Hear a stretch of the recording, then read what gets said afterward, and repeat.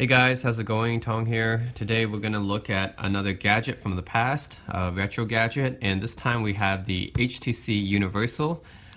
This is kind of a pocket PC. It's running Windows Mobile 5, I believe, from back in 2005, I think is when this was released.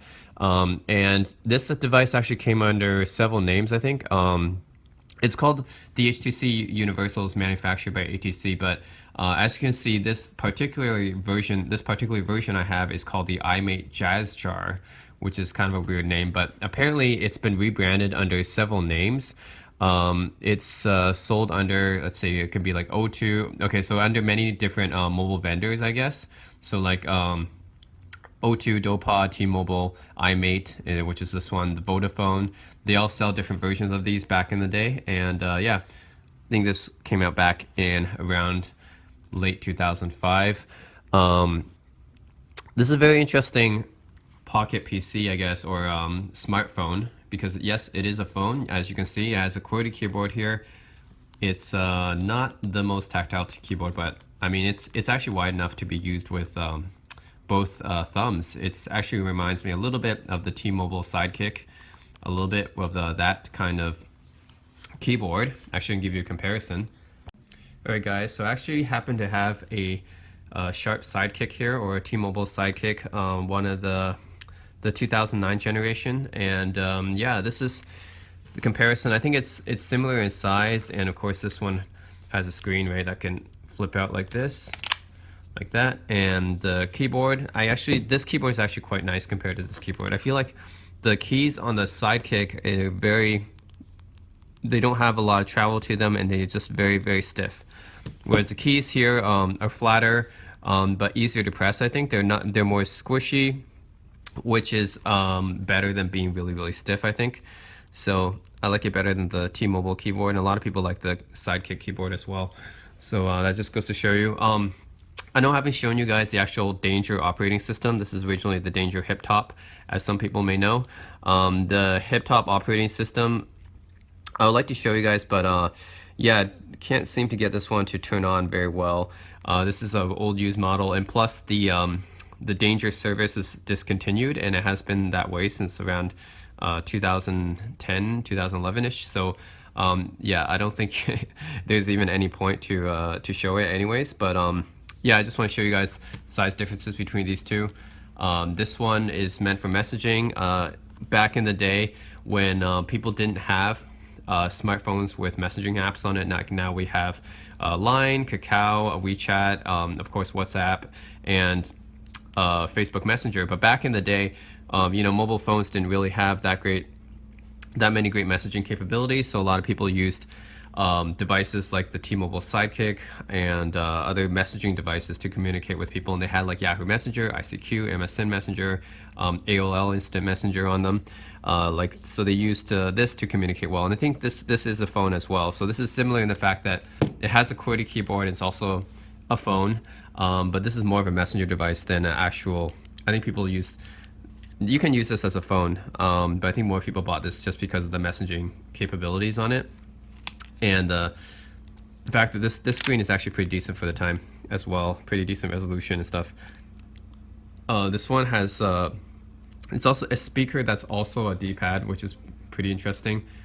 A menu button right here. I think this might be the home button, and this, I'm not quite sure what this is. Then I have a little check mark here. See, I haven't used the Sidekick for a long time, so.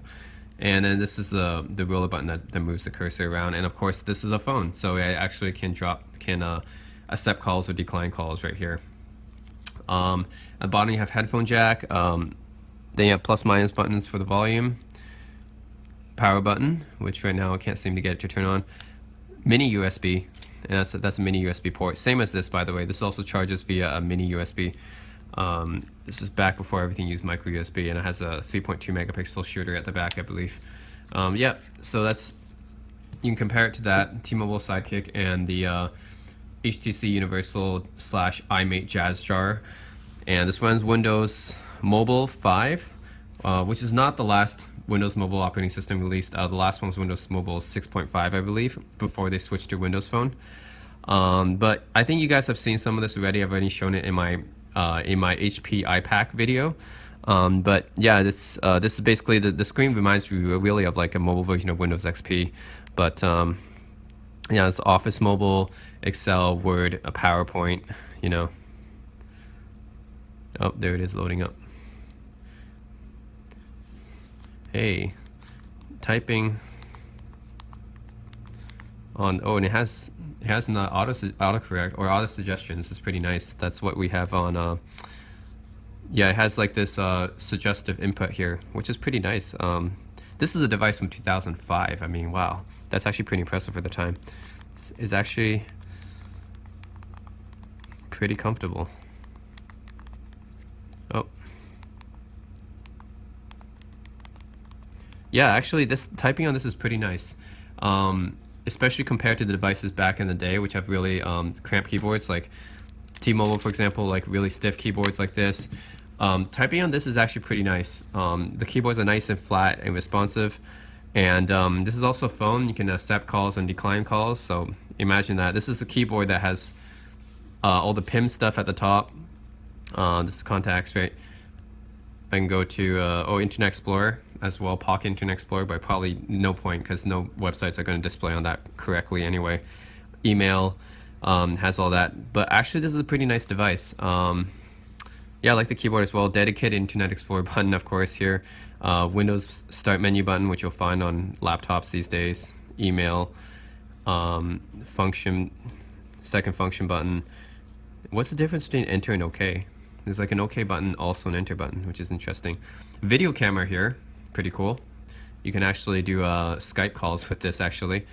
I think it was updating some Skype application here. And it also has, a cool thing about this phone, it has like a different alternate mode. So you can use this as this kind of laptop mode, very, very similar to how you would, very similar to actually how I showed you guys some PDAs, like the Sony Clie and the Sharp Zorus. Yeah, it's actually pretty similar to how they look with this laptop style keyboard. And then you can actually switch into phone mode here with the swivel screen right here. The swivel screen, you prop it down, and now it becomes just like a mobile phone now.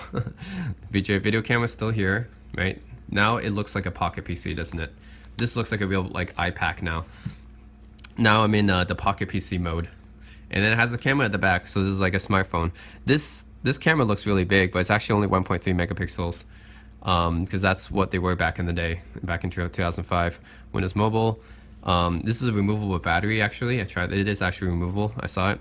Stylus right here, for because this is a resistive touchscreen. You know, capacitive touchscreens weren't popular until the iPhone came out, so resistive touchscreens were more popular. And you have a mini USB for charging, headphone jack, reset button, volume up and down, and actually a call and decline buttons right on the side, which is pretty funny, right? It's like, this is actually on the hinge. So it's like having call and decline buttons on the hinge is pretty interesting. But I guess you can use it with one hand like this, so I can see why they did that. But that's pretty cool. This device is really, really, really cool.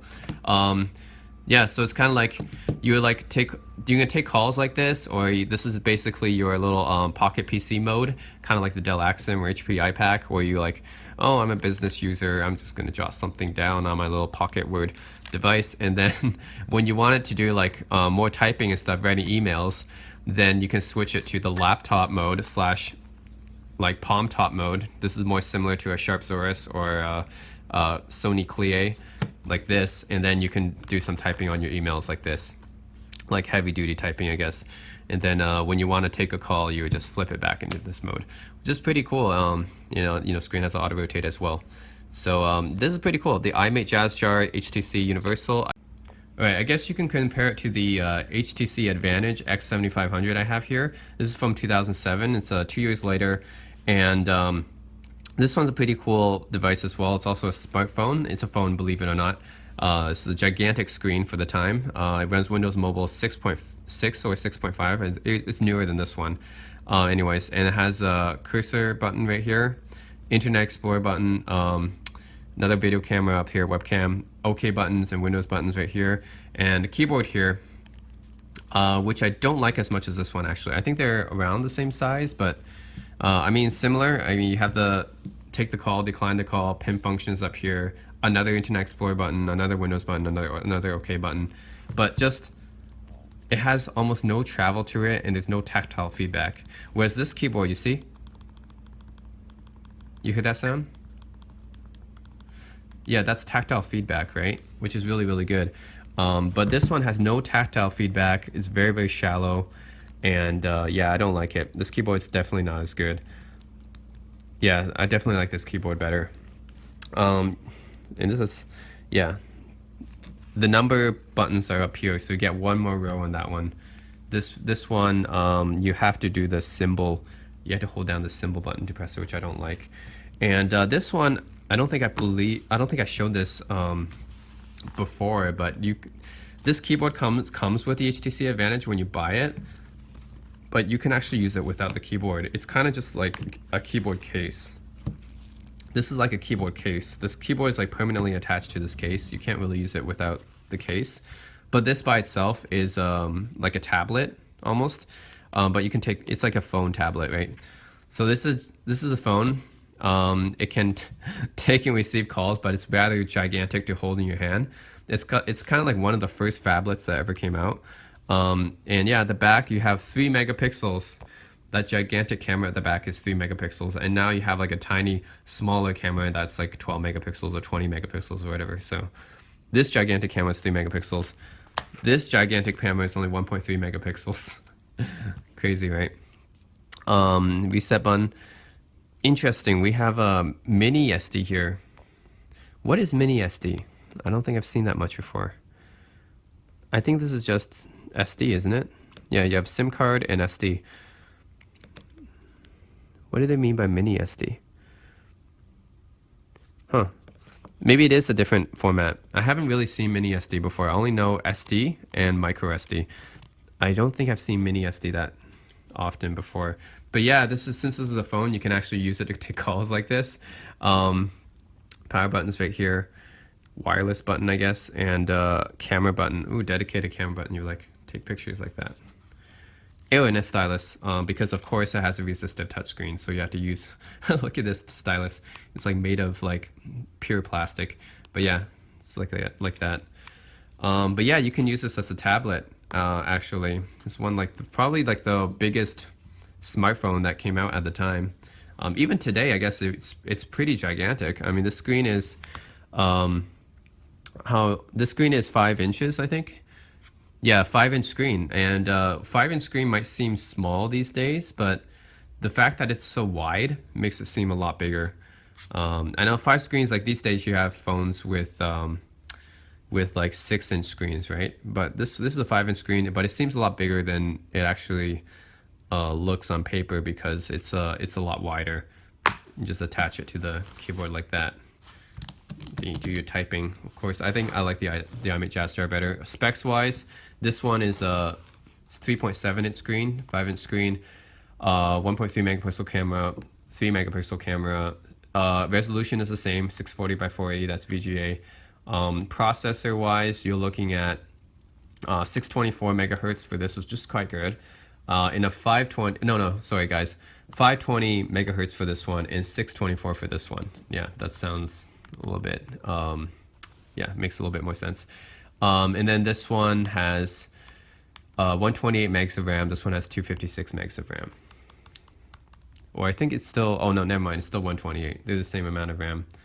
Why does it say ROM and RAM are different? I think they're both 128 megs of RAM. This one comes with 8 gigs apparently, which is actually quite a bit for the day. So anyways, yeah guys, that's HTC Advantage X7500. They made the X7510 as well, which is pretty much the same. And T-Mobile Sidekick and the HTC Universal iMate JasJar, which I'm really impressed with the keyboard. This is an amazing keyboard actually for its time. Yeah, typing on it is pretty nice. And then down at the bottom here, you actually have the camera button right here. I think the reason is because when you switch into this Pocket PC mode here, or phone mode, you would you would do the volume buttons here and then take the calls from here as well on one hand. And then on the other side, I guess you would do this and you would take pictures like this. there's a camera button up here, and then you have a messaging app button right here, and a light button right here, and then I think this might be a, oh, is that a volume button? Oh, here it is. Here's the camera, guys, the 1.3 megapixel camera, which was standard back in 2005. Let me take a picture of my PC. Wait, can I do that? There we go. There's a gigantic sound. All right. See that picture taken on 2008, January 1st. Speaker right there. But yeah, it's a really cool device. Oh, stereo speakers actually it's got too. Really cool device. Yeah, the fact I can't imagine using this in laptop mode, but I think you probably use this in this phone mode, I guess, in the VGA camera right here. So yeah, that's the iMate JasJar, the Pocket PC / Palm Top device. That's also a phone, so it does a lot of things, and this especially impressed me with the keyboard, which is really nice, and the fact that this device came out in 2005, and I like it better than the HTC Advantage. And that's it, guys. I'll have a few other devices I want to review in this video as well, so stay tuned. But anyways, this is the HTC Universal. I haven't seen it that much. I only picked it up on eBay. This was the only one I saw. But yeah, that's it. Hope you enjoyed this device review.